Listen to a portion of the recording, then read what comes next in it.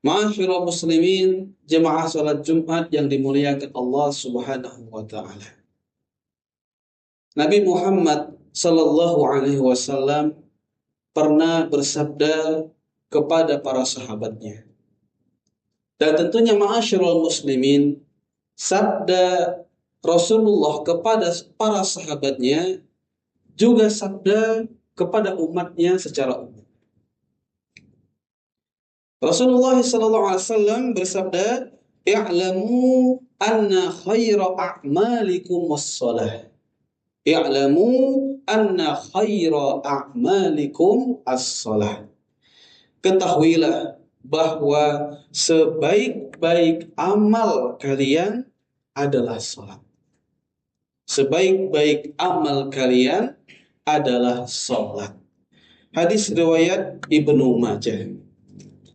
Muncul pertanyaan, mengapa sholat menjadi amal soleh terbaik untuk umat Rasulullah Sallallahu Alaihi Wasallam? Pertama, ma'asyiral muslimin, orang yang sholat berarti dia sangat loyal kepada Rabb-nya, yaitu Allah Subhanahu Wa Taala. Orang yang sholat adalah orang yang sangat tinggi loyalitasnya kepada Tuhannya, yaitu Allah Subhanahu wa taala. Karena ma'asyiral muslimin, dalam sholat itu kita merendahkan diri kita dan juga merendahkan hati kita. Dan itulah bentuk loyal kita kepada Allah Subhanahu wa taala. Yang kedua, mengapa sholat menjadi amal soleh yang terbaik?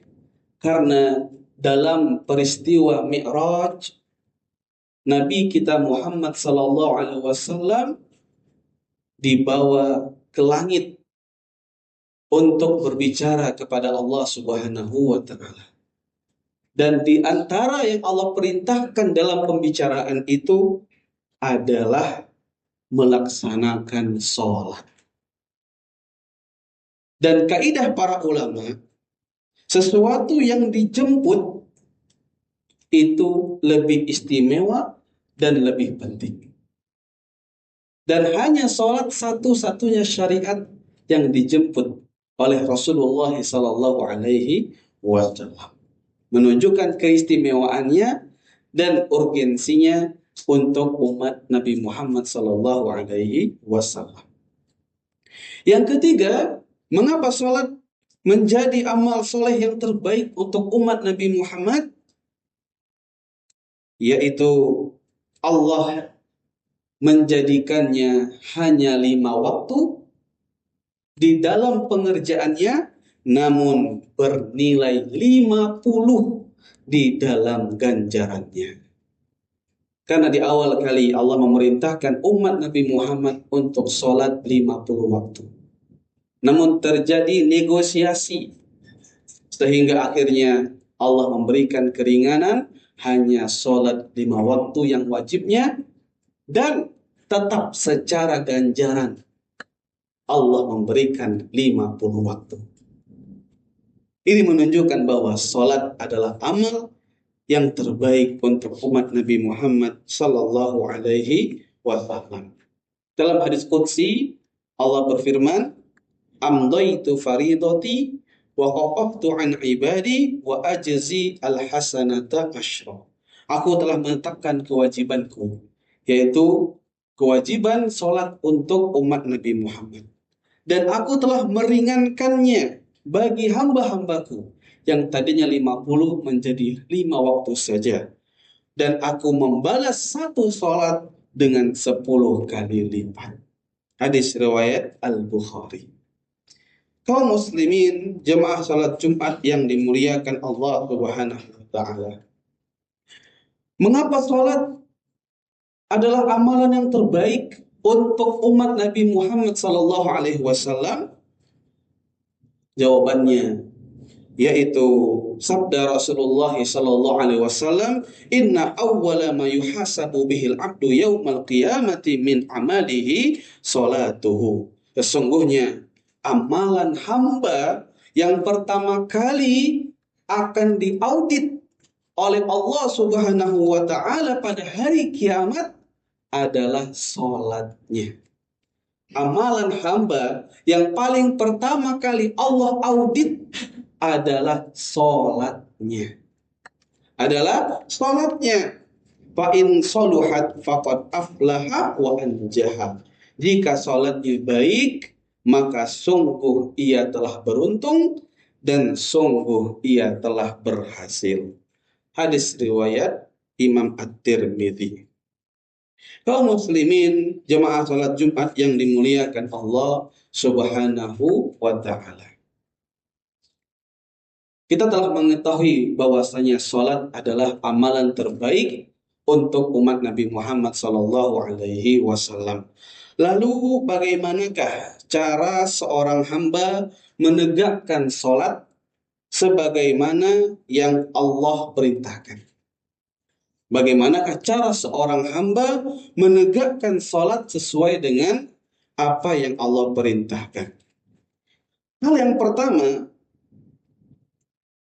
hendaknya seorang hamba menjaganya sebagaimana yang Allah perintahkan.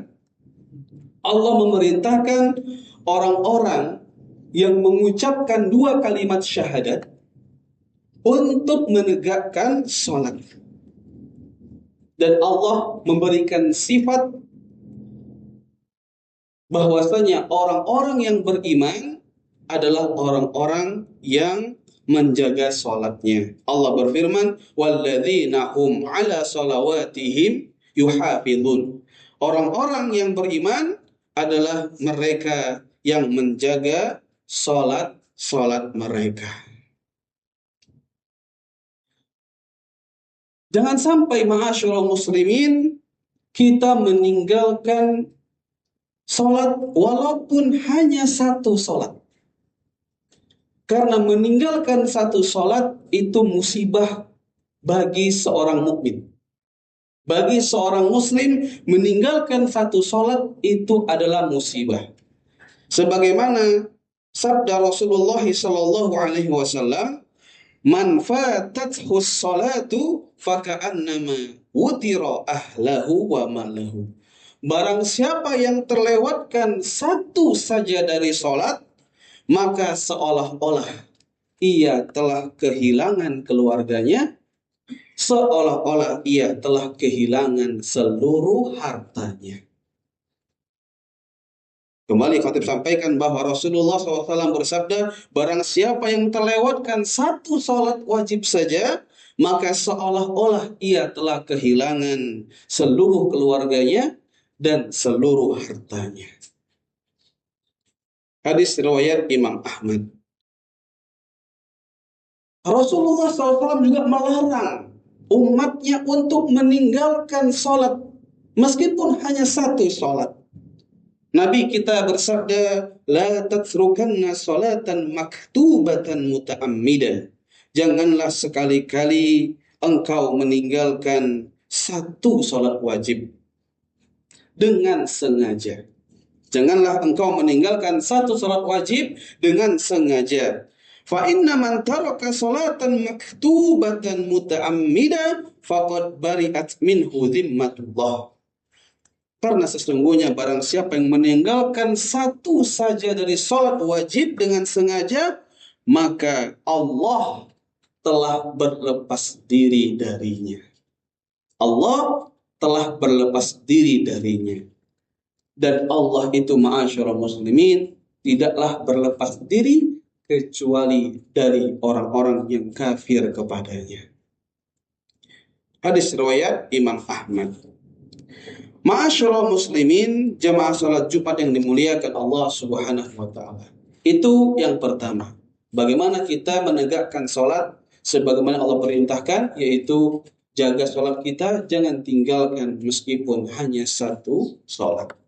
Yang kedua, hendaknya seorang hamba menunaikan salat tepat pada waktunya.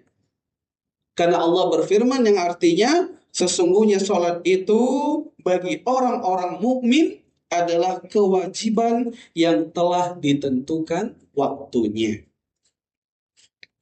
Bahkan kalau kita membaca surat Al-Ma'un, di sana terdapat ayat Allah berfirman, "Fawailul lil musallin alladzina hum an salatihim sahun." Celakalah orang-orang yang salat, yaitu mereka yang lalai terhadap salatnya.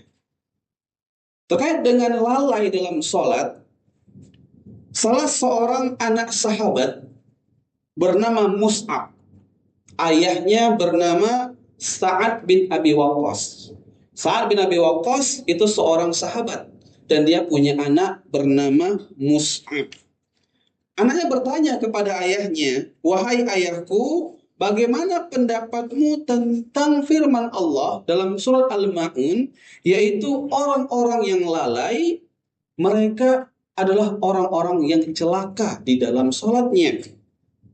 Siapa di antara kita yang tidak pernah lupa? Siapa di antara kita yang tidak pernah berbisik dengan dirinya ketika sholat? Siapa di antara kita yang tidak pernah berbicara pada diri sendiri ketika sholat?" Maka Sa'ad bin Abi Waqqas, ayahnya dan juga seorang sahabat Rasulullah, itu menjawab, "Laisa dzalika, innama huwa idha'atul waqti yalhu hatta yadhi'al waqtu." Bukan itu maksudnya, wahai anakku, sesungguhnya yang dimaksud adalah menyia-nyiakan waktu, yaitu seorang hamba dia bermain-main lalai hingga waktu sholatnya hilang. Ini diriwayatkan oleh Imam Abu Ya'la. Itu yang kedua, ma'asyiral muslimin, yaitu hendaknya kita sholat tepat pada waktunya, tidak sholat asal saja, ya, asal sempat baru kita sholat. Namun sempatkanlah untuk sholat. Yang ketiga, ma'asyiral muslimin, di antara bentuk menegakkan sholat sesuai dengan apa yang Allah perintahkan, yaitu kita perbagus wudhu kita, perbagus bersuci kita. Karena bersuci, berwudhu itu adalah pintu sholat atau kuncinya sholat. Kemudian kita juga perbagus tata cara sholat kita. Jadi kita perbagus bersuci kita dan kita perbagus juga tata cara sholat kita. Karena Rasulullah SAW bersabda, "Shallu kama ra'aitumuni usolli." Sholatlah kalian sebagaimana kalian melihat aku sholat. Artinya apa? Kita mencontoh Rasulullah di dalam pelaksanaan sholat, baik dalam bersuci maupun dalam tata geraknya. Rasulullah SAW telah bersabda dalam hadis riwayat Imam Abu Dawud yang artinya 5 sholat yang telah Allah wajibkan barang siapa yang membaguskan wudhunya. Jadi kita nggak boleh wudhu asal-asal, harus belajar. Kalau kita nggak belajar wudhu, maka potensi wudhu kita itu salah sangat besar. Dan kalau wudhu sudah salah, maka sholat itu tidaklah Allah terima. Maka kita perlu belajar bagaimana wudhu yang benar dan mempraktikkan wudhu yang benar. Jadi barang siapa yang membaguskan wudhunya, mengerjakannya tepat pada waktunya, serta menyempurnakan tata gerak sholatnya. Kita harus belajar bagaimana tata gerak sholat yang diajarkan oleh Rasulullah SAW. Termasuk juga apa yang harus kita baca. Kita perbagus tata cara sholat kita. Jangan kita asal sholat, tapi sholat itulah yang harus kita sempurnakan. Nah, mereka yang memperbagus wudhunya, sholat tepat pada waktunya, bagus dalam tata cara sholatnya, apa jawab Rasulullah? Kana lahu 'ala Allahi ahdun ayyaghfira lahu. Maka ia memiliki janji di sisi Allah Subhanahu wa taala. Lihat ma'asyiral muslimin, ada janji dari Allah Subhanahu wa taala untuk kita. Apa janjinya? Ayyaghfira lahu. Allah akan menghapuskan dosa-dosanya. Rasulullah menyambung, jika seorang hamba tidak melakukan yang demikian, wudhunya asal-asalan, sholatnya ya asal sempat, kemudian tata cara sholatnya pun tidak dia pelajari bagaimana yang benar, maka hamba yang seperti ini tidak mendapatkan janji Allah Subhanahu wa taala. Kalau Allah berkehendak, Allah ampuni kekurangannya, namun jika Allah mau, Allah akan menghukumnya. Hadis riwayat Abu Dawud. Kaum muslimin, jamaah salat Jumat yang dimuliakan Allah Subhanahu wa taala. Itu yang ketiga. Yang keempat, hendaknya kita memperhatikan kekhusyukan kita ketika sholat. Karena kata para ulama, khusyuk itu adalah ruhnya sholat. Khusyuk itu adalah ruhnya sholat. Dengan sebab khusyuk ini, maka di sana ada beberapa dispensasi dari Rasulullah. Seperti apa?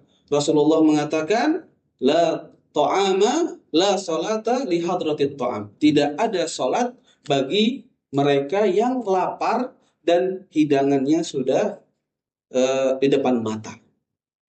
Datang waktu salat, maka apa tuntunan Rasulullah? Makan dulu.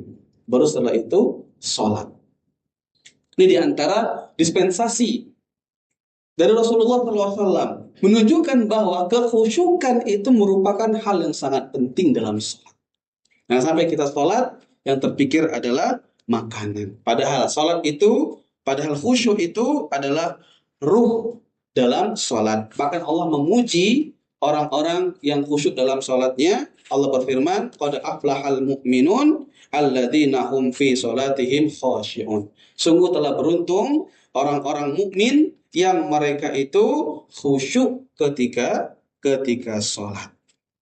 Bahkan ma'asyiral muslimin, yang perlu kita ketahui bahwasanya khusyuk itu mencakup dua sisi, yaitu sisi hati dan juga sisi fisik.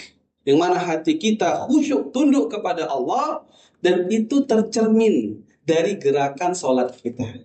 Orang yang hatinya khusyuk tidak akan cepat-cepat dalam gerakan sholat. Namun orang yang tidak khusyuk itu biasanya indikasinya sholatnya cepat-cepat. Maka ma'asyiral muslimin, perlu kita pahami kekhusyukan ini adalah hal yang sangat penting. Bahkan di dalam hadis At-Tirmidzi, Rasulullah bersabda, fa innallaha yansibu wajhahu li wajhi 'abdihi fi sholatihi ma lam yaltafit. Allah memancarkan wajahnya ke wajah hambanya yang sholat selama hati dan fisiknya tidak berpaling. Aqulu qawli hadza wa astaghfirullah li wa lakum wa lisairil muslimin min kulli dhanbin wa khati'ah fastaghfiru innahu huwal ghafurur rahim. Alhamdulillahi ala ihsani wa syukru lahu ala taufiqihi wa amtinani wa asyhadu an la ilaha illallah wahdahu la syarika lah ta'ziman li sya'nih wa asyhadu anna Muhammadan abduhu wa rasuluh ad-da'i ila ridwani. Salawatullahi wa salamuhu alaihi wa ala alihi wa ashabihi wa ikhwani. Ma'asyiral muslimin rahimani wa rahimakumullah jami'an. Bagi mereka yang menegakkan sholat, diantaranya menegakkan dengan 4 poin yang tadi khatib sampaikan di khutbah pertama, yaitu dia menjaga sholatnya, tidak pernah bolong, dia menjaga waktunya, tidak sholat di akhir-akhir waktu namun tepat pada waktunya.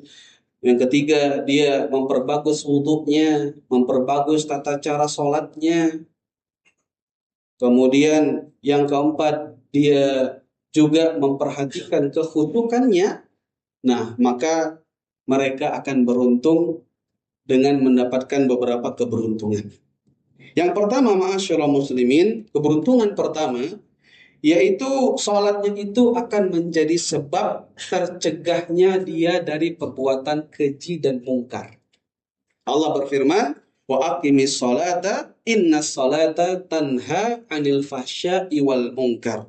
Tegakkanlah salat, sesungguhnya salat itu mencegah dari perbuatan yang keji dan juga mencegah dari perbuatan yang mungkar.